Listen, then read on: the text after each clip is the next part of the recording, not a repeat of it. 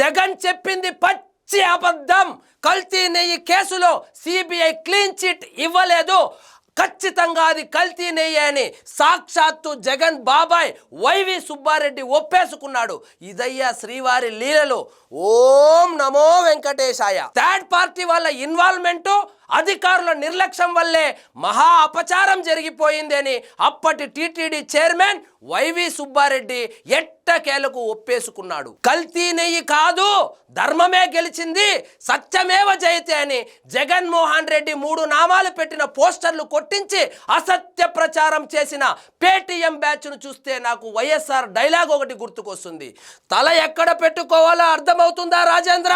ఇప్పటికైనా జగన్ తన తప్పు తెలుసుకొని ప్రెస్ మీట్ పెట్టి జరిగిందేదో జరిగిపోయింది అని చెంపలేసుకొని హిందూ సమాజానికి క్షమాపణలు చెబితే చేసిన పాపానికి ప్రాయశ్చిత్తం లభిస్తుందని ప్రజలు అనుకుంటున్నారు.